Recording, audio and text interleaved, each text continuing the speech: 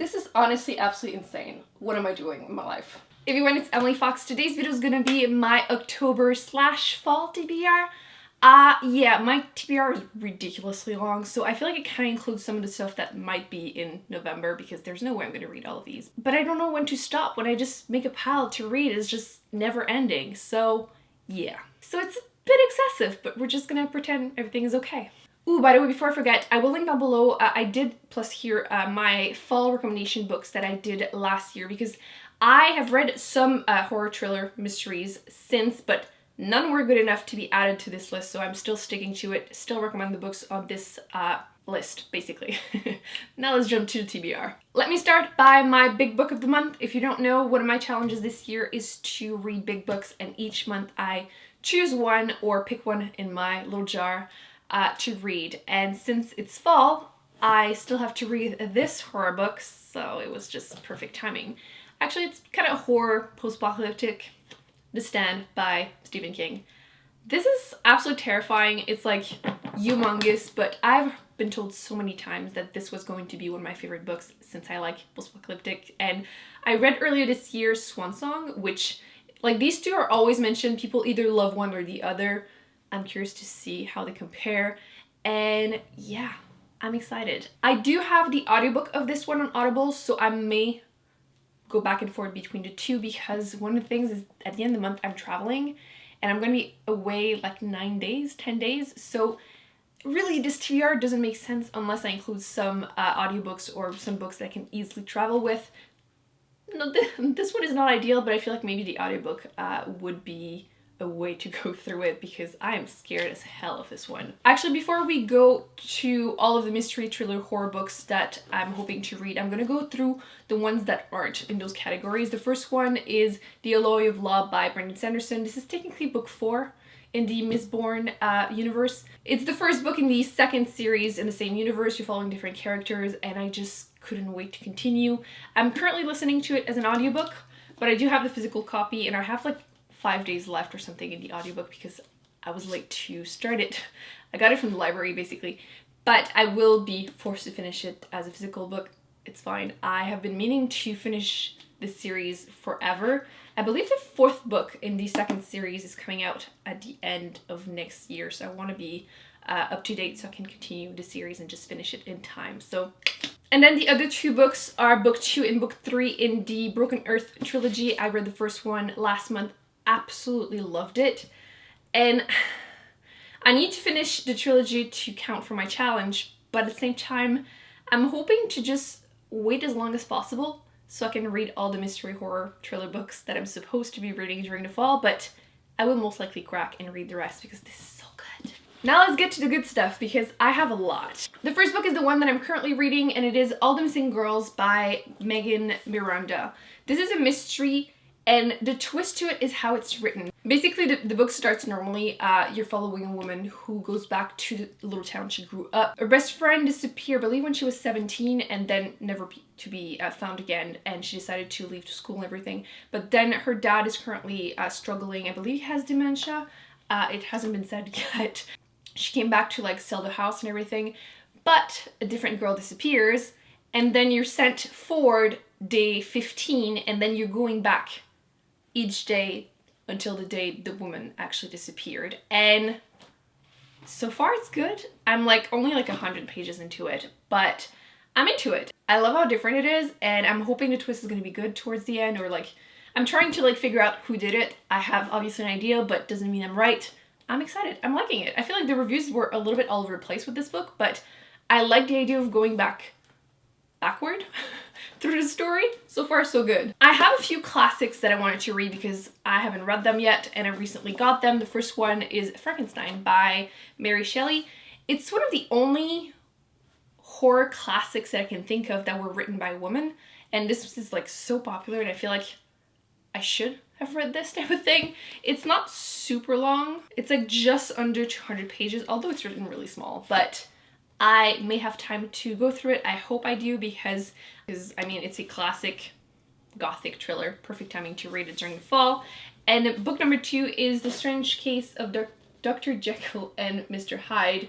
I'm only going to be reading that story because this book contains a few different ones, but this is the one I really wanted to read. So that story is only 78 pages, so I definitely will have time to get to it again. Another classic that I've been meaning to read. And I feel like I know the story, but I've never read it, so maybe I don't actually know the story, you know? I think I could consider this one a classic too, 1959. It is The Haunting of Hill House by Shirley Jackson. Again, when you think horror, I feel like this book is always mentioned. Again, something that was written by a woman, which again, not common. I feel like there's not a lot of them. And this is on so many lists of like best horror book I've ever read type of thing. So I need to read it. I don't know anything. I feel like a lot of these books I don't know much because I like going into them blind. I mean, thrillers, mysteries. If you know anything about them, it kind of ruins the whole purpose, you know what I mean? Last classic that was written by a woman is Rebecca by Daphne du Maurier. And this is, again, so many lists of like best... Is it considered horror mystery? But I've been meaning to read this for the longest time. I don't really like this cover. I feel like it's kind of sad, so I feel like I could definitely travel with this edition and not feel bad if I lose it or something. I like that in the back they say, not since Jane Eyre as an Erin faced such difficulty with the other woman. I believe this one, the main character feels kind of haunted by the ex-wife of her new husband. I think that's like the premise. I kind of prefer going into it pretty blind, but I've heard so many great things about this author and this book specifically, so I need to get to it. Now let's go to Stephen King and his son, because I have a few books, although technically I already mentioned The Stand, so. I only chose 2 more books by him because first off, they're small, so I'm hoping to travel with these, and second of all, his books are all so huge that I didn't want to give myself too many huge books considering I already have The Stand to read. The first one is Dolores Claiborne. I don't know anything about this, but I like this edition. I have a few of the books in those, actually.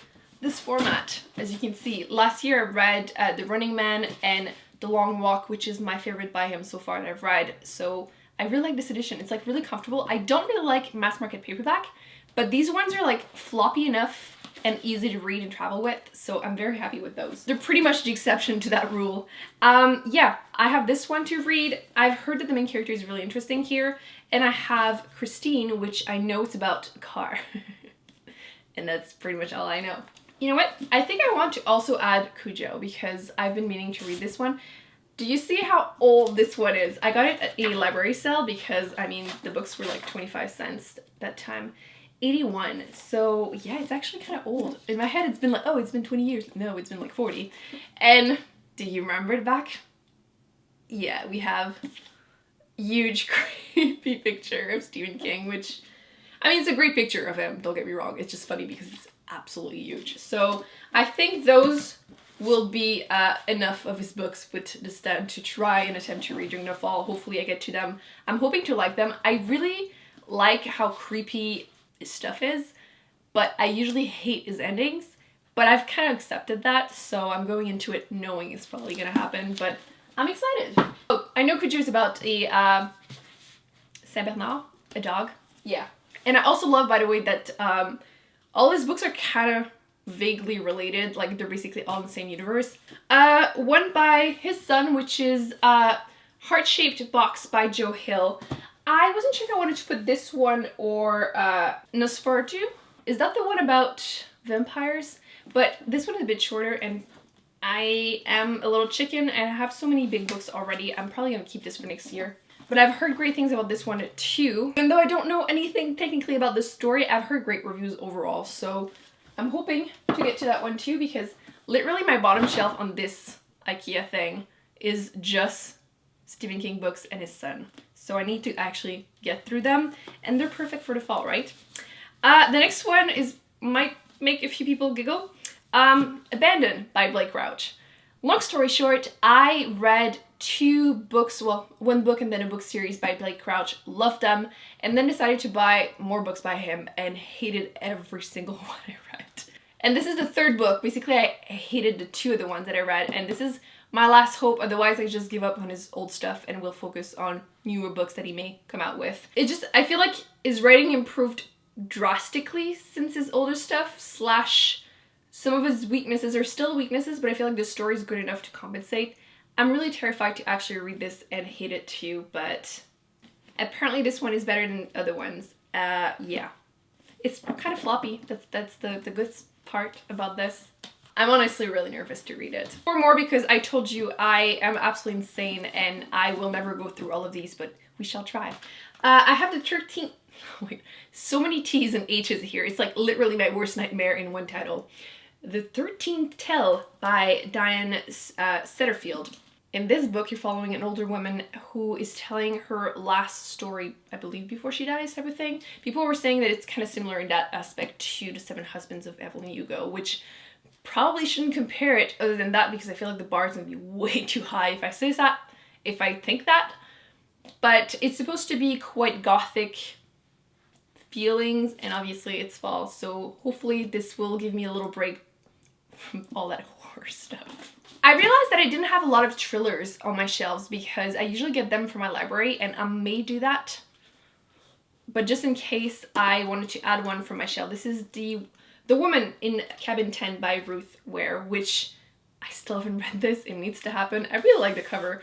I feel like the reviews of this book were all over the place, and the 2 books that I've read from her were good but not mind-blowing, and I feel like it might be the case for the rest of the books from her that I have like on my TBR, but I'm giving it a shot. I like the cover. I have one more horror book, which is The Troop by Nick Cutter. This one, if I remember correctly, is the one where you're following a group of Scout, which last time in that whole video I could not remember to save my life the word Scout. And yeah, horror stuff happened. They're stuck on an island overnight, I think. So I'm expecting some creepy stuff here. And then last but not least, I have A Head Full of Ghosts by Paul Tremblay. It's again one of those books that people either absolutely love or absolutely hate. I'm ready for it. I tried to read it last year and I read 4 pages exactly. I didn't really try that much, but I believe this is a psychological thriller, maybe? I'll confirm once I read it, but it's not super long. There's like less than 300 pages. So yeah, I'll keep you updated. Hopefully I have time to read some of these. Maybe. Yeah, like I said, I'll probably update you, obviously my wrap up at the end of the month, but also in my TBR in November. I may add a few from my library or not. We shall see how things go. I'm a little nervous. That's a lot of books. So, that's gonna be it for my TBR. How crazy am I? What mystery horror thriller books are you planning on reading this month? Let me know in the comment section. I may feel the need to add some more to my TBR, not that I need to.